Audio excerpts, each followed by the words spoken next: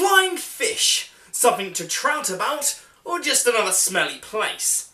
Hey, welcome to Planet Mark, and today in our restaurant review where we're going around all of the Walt Disney World restaurants and telling you what we think, it's the flying fish, which is in the firing line. So we're going to put it to the test and see if the flying fish restaurant is going to sink or swim. That's my impression of swimming.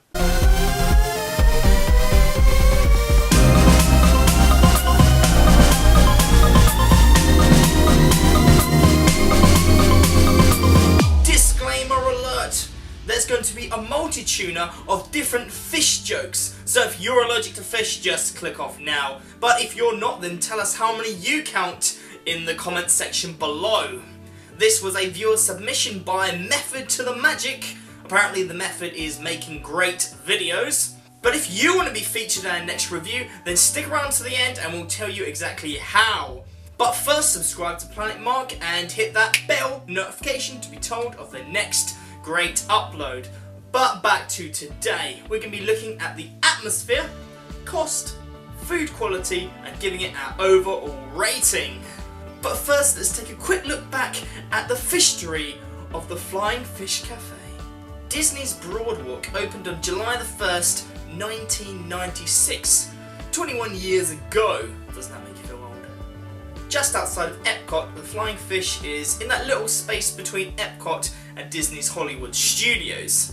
So the whole theming of Disney's Broadwalk is that it's kind of like turn of the century, 1900s Coney Island feel, and when the Flying Fish first opened, that's what it was based on. However, in summer of 2016, the Flying Fish got a facelift, and that's what we're going to be looking at today. Okay, so there's no breakfast or lunch at this place, it's just dinner, but opening at 5 o'clock and ending at 9:30 PM. Next, let's have a look at the cost. If you're on the Disney Dining plan, this will cost you 2 Disney Dining table service credits. But if you're paying with cash, this is a free $sign restaurant, which means you're looking at paying about $35 to $60 per adult per meal. Let's take a look at the atmosphere. Firstly, there is a dress code. So this is formal attire, so no shorts, speedos or sandals. The design is a very classic Broadwalk style. So if you look at the interior, it's very aquatic and maritime. It's supposed to make you feel like you're dining under the sea. If we have a look at the chandelier, and then you'll see it's kind of like designed as if the fish are flying above you or swimming above you. So it's more that you're at the bottom of the sea. So that's how it gets its name. It's not from like some kind of like fish being like flying or anything like that. It's because of the lighting and the whole atmosphere of you being on the bottom of the sea. And next, if we take a look at the on-stage kitchen, okay, I'm just going to say it now, just from making these reviews, and you've probably picked up on this as well if you've been following the rest of our series. If you haven't, then go check them out after this. But Disney has this ongoing theme of making the food like this whole event, because kind of like you're at a Broadway show, you're watching the food, it's that interesting, you kind of watch it happen. That's why I've got a lot of open kitchens and things like that. So if you're ever wanting to open your Disney restaurant, then you have to kind of think about that. That's what they all have in common.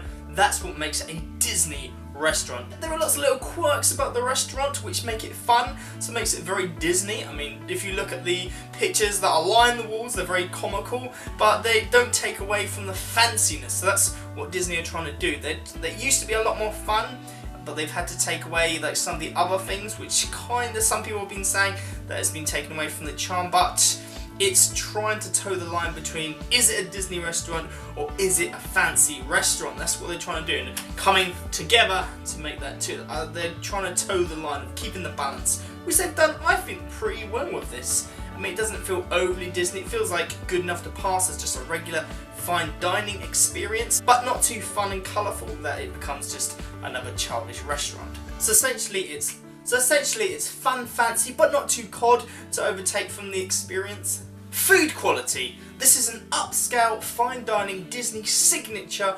restaurant. That means there's a lot of seafood, so if you love seafood, then this is essential for you. So their kind of unique selling point, or USP for you business heads out there, It's that they focus specially on a sustainable fish food with like a special chef who, if you're in the fish food circuit, then you would know this guy, but I don't because I'm not. It also includes an extensive wine menu. We counted 80. Imagine trying all of them on a night out.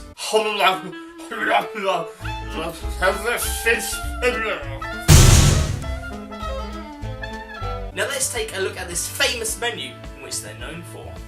For appetizers, it's a choice of potato leek brisk, corabata pork belly, mile zero shrimp cocktail, endive en frisee salad. Okay, I'm gonna say it now. I do not know fish and I don't know how to pronounce most of these names, so I can only apologise.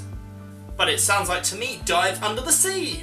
Crispy Virginia mussels. So for mains, you can have the daily market fish. There's 4 to choose from. The pumpkin swordfish from the Florida coast. This will only set you back $42. Kempachi from Hawaii, obviously on this holiday. Mahe mahe from the Caribbean seas. And Chilean sea bass from Peru. Not sure how a Chilean fish is from Peru, but then again. From the oak-fired grill, there's a half rack of lamb, New York strip steak, and filet mignon. Hokkaido scallop girenetti. I'm just gonna stop. I can't pronounce these names. It's some kind of fish pasta, okay? You're gonna like it. If you like fish, you're gonna like it, okay? It's got shrimp in it and fennel. Sukana Bay salmon. Buttermilk marinated green circle chicken. I swear the way to make a food fancy is just giving it one really strange long name that nobody can pronounce. That's how you do it. And there's also enhancements that you can make your meal even more enhanced. For example, Skull Island prawns all the way from down under, mate. Swam all the way from Australia. That was a terrible Australian accent. For a bargain of only an extra $20. I mean, they have swam from Australia, so you have to give them some kind of credit. Now, some of the best desserts that you're going to get at Disney, and trust me, there's a lot of really good desserts. If you've been following this series, then you know that there is. But let's take a look at what Flying Fish has for their lovely desserts. There's Under the Sea, which consists of Valharana chocolate with a chocolate coral sponge, pistachio sand with dehydrated milk foam, and the tasting of not 1, not 2, but 3 sea salts. A panna cotta, or wait for it because Disney's already beaten me to it with their fish puns, called it panna carpa, which is buttermilk panna cotta, strawberry lime consomme, basil sugar, and that one's gluten free. So this is still the desserts menu, in case you're wondering. The next one is the evolution of cheese. Not just one, we've got the whole evolution, the whole family, the whole genetic family of cheese here. And it's served with Savannah honeycomb and chocolate dust. Okay, I'm not a big fan of cheese, but that chocolate dust and like the honeycomb stuff, that sounds pretty good. And that's only $22. Next is blueberries, limes and seashells with mascarpone cream, blueberry lime compote, and hibiscus meringue. Okay, all of that is just one meal. That's not me listing off loads of things, that's just one. And finally, the Florida Reef. Let's hope that they haven't got the entire Florida Reef, it's just a few things. But that consists of lemon tart, toasted meringue, Florida citrus salad with ruby red grapefruit sorbet. Okay, I am exhausted from that menu. There is a lot of weird but wonderful, delicious sounding, interesting things there. I feel tongue-tied from that and probably destroyed and probably attacked the English language with that attempt at seafood. But anyway, let's move on. There isn't really a character dining experience for this, because this is the section where we normally do character dining, but I suppose if they did have a character dining experience here, then it would take somewhat away from the ambience, because it's supposed to be that romantic date night kind of feeling, something that even non-Disney fans can enjoy. Say, for example, if you're just on a conference in the Orlando area, you can come and have a great seafood meal without really enjoying Disney. You might not even like Disney, you just maybe like fireworks, so want to have a look at the Epcot, and like seafood and just want a fancy meal, and that's it.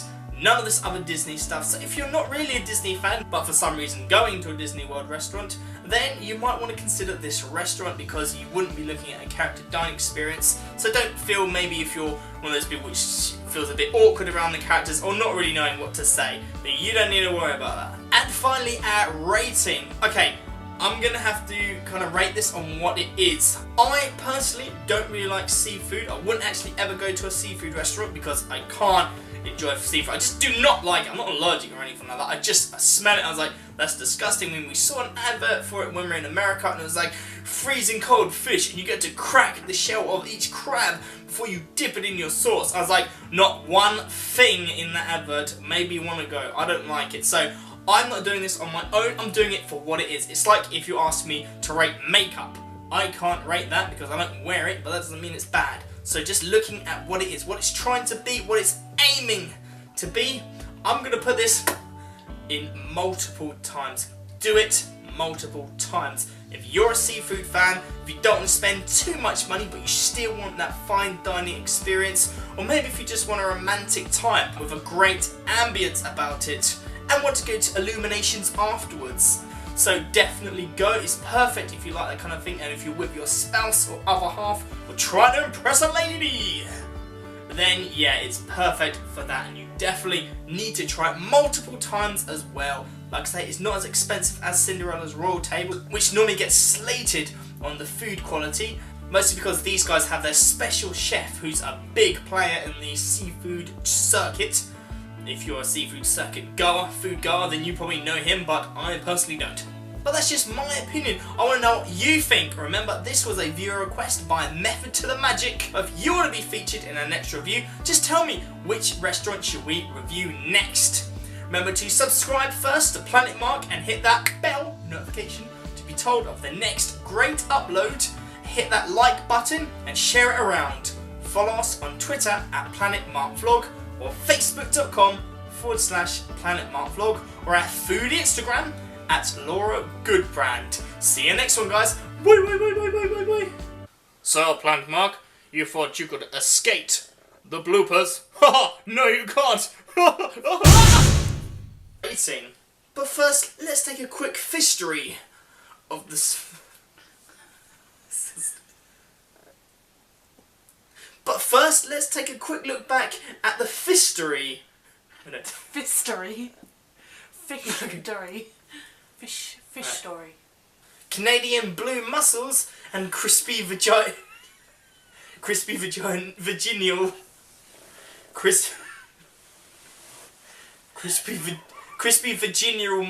No, not vagina mussel. No. It's not crispy vagina mussels, no.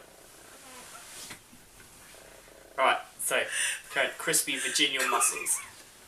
Was it crispy virginal mussels? Virginia mussels. Crispy virginal mussels? Not virginal. What? Like Virginia, like the state. Alright. Crispy Virginia mussels. You got it. Alright, we got it. It's done. It's done. No more. Move on. Move on. Oh, Laura, we're never going to get through it if we just keep laughing at every one of the stupid fishy things. Let the fish see the finger.